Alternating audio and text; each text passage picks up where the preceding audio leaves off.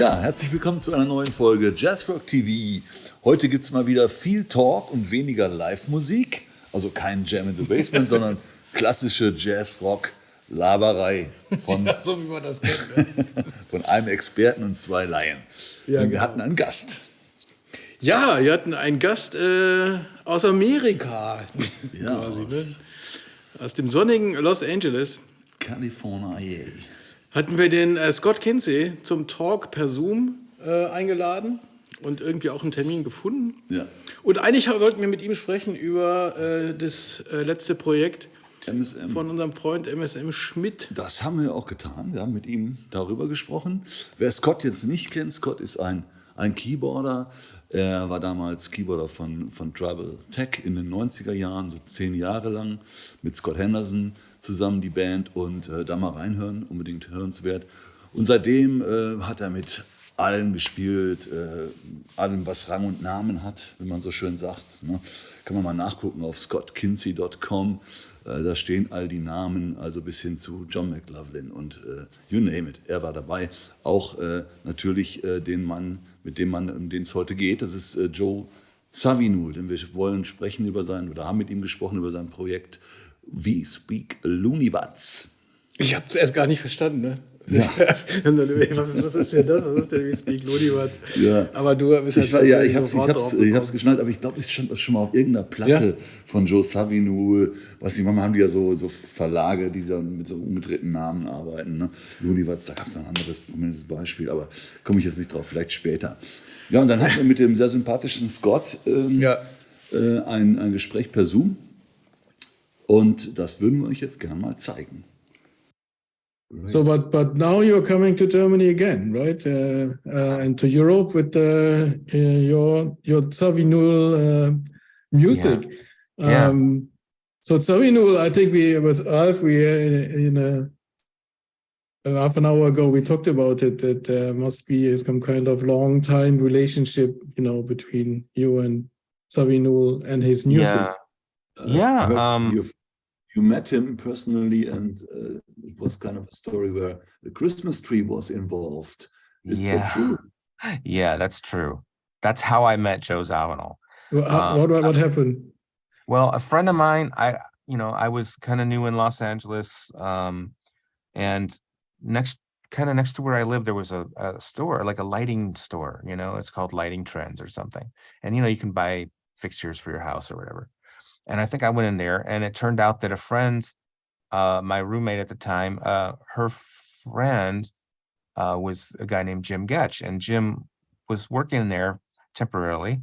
And I went in there, and I would just go in there sometimes after I was starting to teach at MI, Musicians Institute. And so sometimes when I was on my way home, I would just drop in there and just hang out and talk to Jim. And I didn't know him that well, but I would just stop in and talk to him because, why not? He was into music, and I didn't know that many people, so I would stop there. And so eventually I invited him to a gig because Tribal Tech was going to play at the, I don't know, Troubadour, or, Roxy or somewhere in Hollywood. And I thought, okay, well, I'll invite him to the gig. So I invited him to the gig, and he came, and a couple of days later, he goes, man, I really enjoyed the gig. And he said, I can hear that kind of Zawinul influence and stuff. And he asked me, have you ever met Joe? And I was like, well, no, I've been really wanting to meet Joe for a long time. Ever since I can remember, once I got turned on to him and realized, who he was, I've been wanting to meet him. So he said, well, every year around this time, Joe gives me a call to come out and decorate this large tree outside his house for Christmas. Would you want to go with me? And I was like, okay, that sounds like a bad joke, but I said, of course. So a couple of days later, I went in there again, and he goes, I just heard from Joe, and he wants me to come out on Saturday. I was like, what? He says, you want to come with me? I was like, yeah, definitely. And the next thing I know,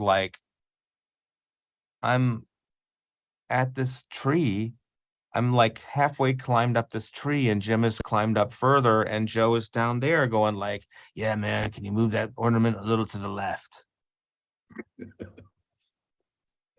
what the that was so bizarre. I mean, so weird. I mean, how could this happen? And so, like, anyway, we finished, putting the lights on the tree and stuff. And I didn't want that meeting to end. I just like, I hardly got a chance to talk to him, but I was like, hey, Joe, like, and I think Lost Tribes was the current record at that point. So I said, I asked him about that tune and the vocoder, or the voice on that tune, which is so interesting. And he goes, yeah, come on inside, let me show you. So, yeah. So like I went inside and he's, it was just like this world. I mean, it was unbelievable. It was like, oh my God, like, I can't believe it. I mean, finally I'm there. I've been dreaming about this for years, and, so yeah, so he showed me the the vocoder stuff that he was doing, and he had a Cora there. I asked him about that and he played a little bit. I mean, it was just unbelievable. It was the greatest day of my life, I guess. And little by little, from then on, like, I mean, I would go out there when Jim was going to go out there. I'd kind of tag along with him, and eventually Joe kind of started to realize that, I mean, he said that he had heard about me. He said, he's been hearing stuff, and, so I would go out there with Jim a little more, and then eventually he kind of started inviting me to come out without Jim, and we just became friends. And he'd invite me to, Super Bowl or whatever games. He was a super sports fan, and and just hang out. But yeah, and he would always say, hey man, before you go, can you program me a little something on that keyboard? So he'd have it all ready to go, like it was on a table and earphones and all that. Hey, program me a little something. It was cool, man. It was the greatest. And then, eventually he'd say, hey man, I'm working on this record. Listen to these 2 takes, which one do you think I should use? And I would tell him which one. And he goes, okay, man, I'm trusting you, better not fuck this up. It was amazing. It was amazing. Yeah. It was really, that's really a crazy story. Hard to explain how cool that was. And then, when it was time to make Faces and Places, he had moved from LA to New York, and they did a lot of work there. But when he decided to come back to LA, they were just in the house. Well, actually, that came about kind of through me too, actually, in a weird way, because when Joe was out playing Catalina Bar and Grill, I would pick him up sometimes. He'd just say, hey man, you want to just drive around? So I'd pick him up and we go out to Malibu, or, so we were driving in Malibu, and he said, let's go by the old house, where he used to live. And so we were driving by, and there was the guy walking down the street that went between these 2 main streets, like this little dirt road. And he said, let me talk to him. That's a guy that I used to rent a house from, so let me talk to him. So he got out, and he was talking to him for a minute. When he got back in the car, he says, yeah, I just told him I want to move back if he's got any other properties. And he says he's got one right next door. So I told him, we'll take it. I was like, what? Like, you just decide things just like that. You know what I mean? I couldn't believe it. Like, just from like, it just seemed like so many random things. Like, I'm in town to do a gig. I'm just driving around with Scott. And then I've decided to take this house. Wow. Okay. So, so he says, yeah, we're moving back. That's it. Okay. Awesome. Fucking awesome. So they got back in that new house. They were there a couple of days, and, I was hanging out with them, and he said, yeah, I want to start my new record. So, we started Faces and Places, and it just me and Joe in the office. And Ivan was busy building the studio because there was a guest house on this property. And so he could, they were going to turn that into the studio, but the whole thing needed to be kind of renovated. So little by little, they were just renovating one room at a time. And, but anyway, Joe and I kind of got started. I mean, basically in a similar way to what we did with the Michael Schmidt thing, but he had general ideas, little ideas that were on the computer, and just start to flesh them out little by little. But I was involved with that project for, I don't know, over 100 days. I was driving from Encino to Malibu, and sometimes just staying the night there if I needed to, because there's a lot of driving. That was an amazing experience too. Just very surreal experience. Because, I had always dreamed about, like, how does Joe do it? Like, what's the process? And to be sitting there seeing it was incredible. Yeah. You probably know the video that is on YouTube where somebody with the camera was there for hours when Joe Zawinul was working on some tracks. And he was really, playing again. Yeah. That was not right. This was right. Again. My goodness, everybody else would have left the house and said, I'm finished for today. No, and then he went maybe outside on the terrace, and then he got back in and again. Crazy. Yeah. And he said, my goodness, I have so many keyboards, but when I get 1 or 2 good sounds out of each keyboard, that's enough. That's cool for me. Yeah. That was because every instrument has a character and a personality in a way. So, you can maybe only get that sound from that one keyboard. But yeah, I guess that was, that was his thing. It was like he was just looking for a couple of sounds maybe that would do something for him. Or, I showed him the Nord leads. The Nord lead was a big thing that I was into. And to me, the Nord lead was really like 4 Prophet 5s in one box. Very lightweight, very easy to move around. But it was like a Prophet 5, which was what Joe was the master of.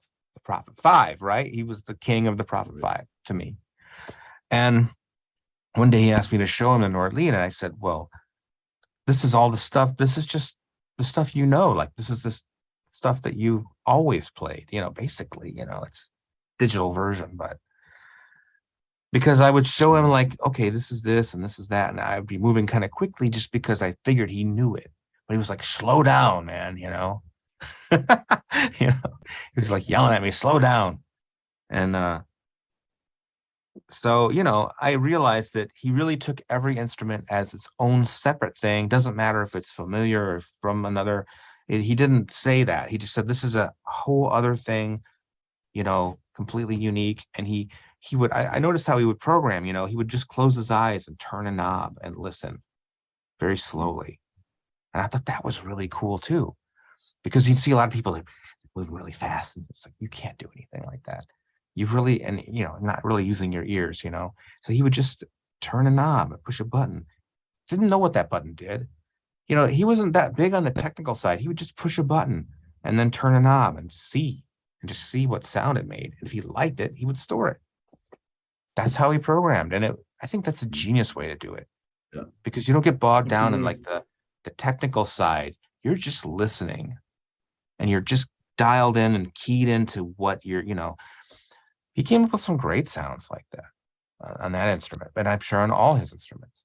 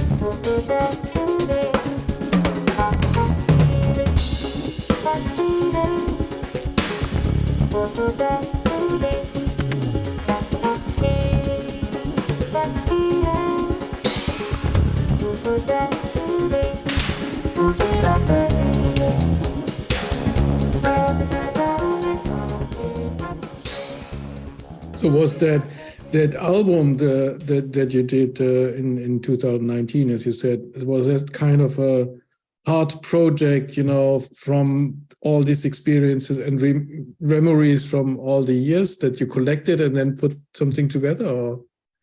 I mean, in a way, you know, yeah, that record, I mean, gosh, think about that record.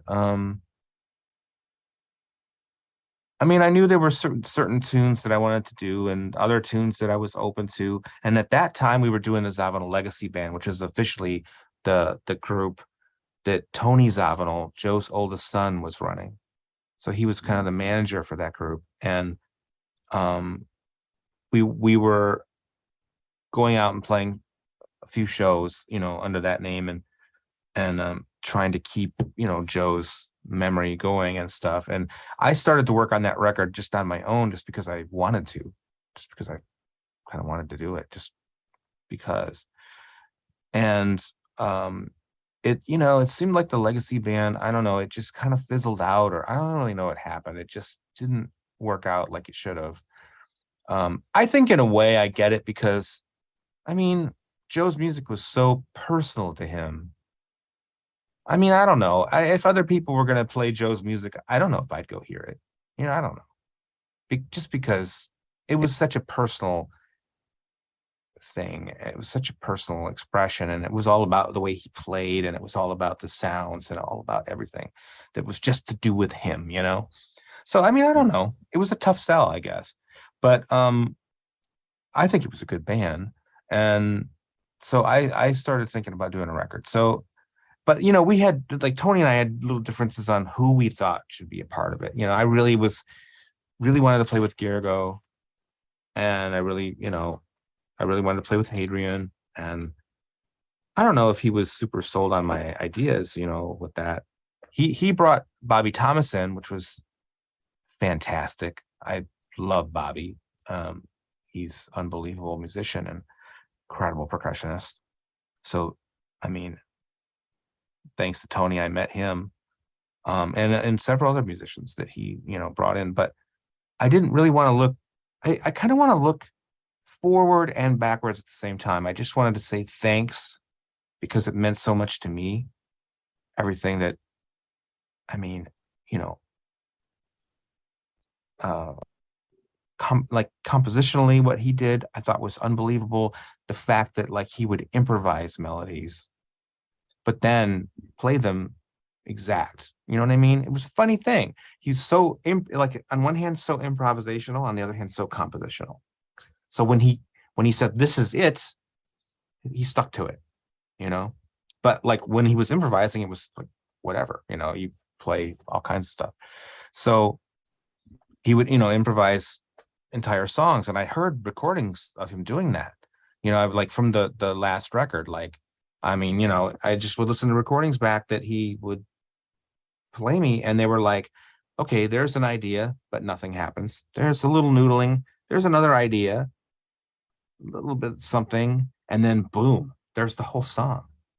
Just like, you know what I mean? Like, I don't know how he did it. It is truly genius how he, you know. But anyway, so he would, you know, so yeah, so that was my way of like, okay, I want to look back and say thank you, but I also want to look forward and say, okay, this is how we play, this is how we do it, this is how we think, not be so sort of locked to the way they did it, but I wanted to also say, acknowledge the way they would do it too, you know. So it was kind of complicated, because I wanted to sort of be respectful and acknowledge the way they did it and all that, and also look to the future and say, but this is, you know, our way, and this is what we're going to do. And so I used like half my musicians and half the people that I like to play with, and then half maybe some people that played with Joe or worked with Joe and knew him, and, you know, so it was a bit of a mix, you know. I wanted it to be a bit of a mix. And that was a big project too, and it took a long time too. I mean, I guess all the records I get involved with tend to take. How did that title? Pardon me? Okay. What's that? The title of the record is "We Speak Luniwaz," which is Zawinul backwards. Zawinul backwards, but, yeah. Is that a special history? I could imagine that he had a special kind of talk English with his Austrian Oh yeah, accent. yeah. Was that kind of Luniwaz? Did he call it that way? I mean, I don't know. But you know, his email address was Luniwaz. okay. Oh, really? Yeah. So I thought that was cool, you know.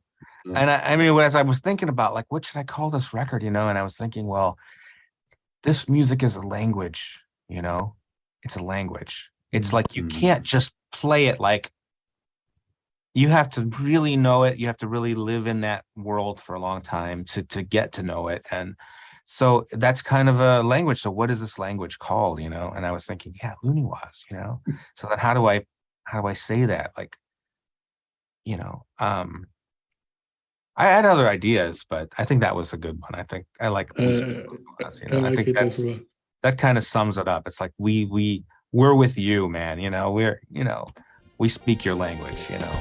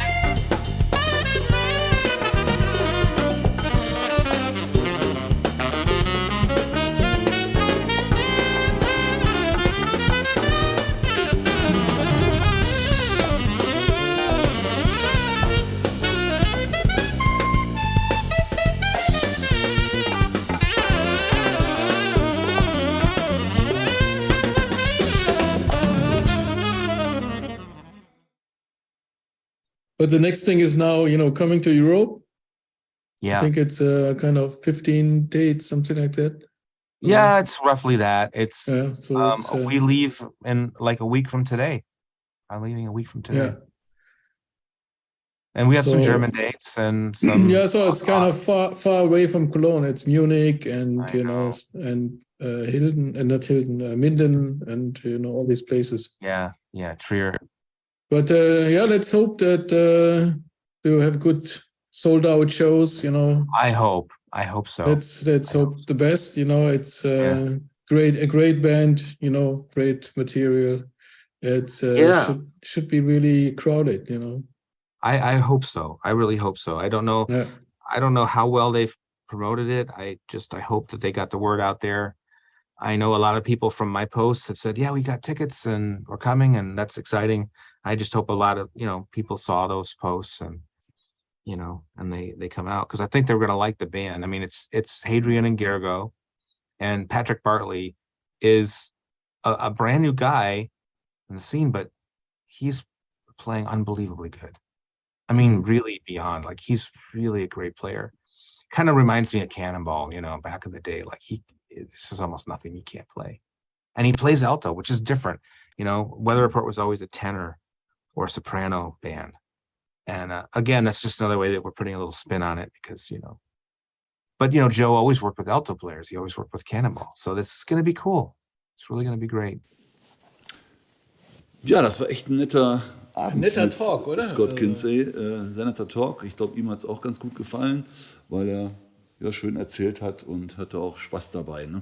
Jetzt nochmal, weil es hat es zwar eben angesprochen, aber jetzt nochmal in aller Ruhe die Tourtermine, die wir auch natürlich nochmal in die Shownotes schreiben. Also, Er ist, ich nehme mal jetzt nur die Deutsche, ja vielleicht noch Österreich, er ist am 14. April in München, Unterfahrt. Er ist am 15. April in Innsbruck, also in Österreich, im Treibhaus. Er ist dann am 17. April in Aschaffenburg im Colos Saal. Dann am 18. April in Trier in der Tuchfabrik. Dann, wer Lust hat, kann nach London fahren. Am 20. April ins Ronnie Scotts gehen und da sich auch die SCOTT KINSEY Group anhören. Am 22. April ist dann noch der Termin im Jazzclub Minden. Und am 26. in Holland, in Tilburg. Der letzte deutsche Termin ist dann der 28. April, Freitag, in Feldafing beim Jazz am See. So, das sind die erreichbaren Tourtermine, Ja, zumindest also für unsere Breiten Für gerade. wen das erreichbar ist, ist das auf jeden Fall wert. Also, Ja, ich überlege, ob Minden irgendwie machbar ist, aber ich glaube, an dem gucken, was das Wochenende für ist der schwierig Tag, bei wenn das mir. Wochenende ist. Ja, aber das Minden wäre nochmal erreichbar für uns. Das sind nur so 200 Kilometer oder sowas. Ne? Ist ja nix. Nee, linke Arschbacke, fahren wir so weg. Ja, sollen wir zum Ausklang noch ein bisschen reinhören? Unbedingt in die SPEAK Platte. LUNIWAZ. Genau. Schönen Titel noch zum Ausklang. Alle Links zum Erwerb etc. findet ihr in den Shownotes. Und dann sehen wir uns auch mit Scott und euch wieder in ein paar Wochen zu der Folge zum MSM. Archaeology heißt es. Richtig. Da könnt ihr euch schon drauf freuen. Und jetzt noch ein bisschen Musik. Bis zum nächsten Mal.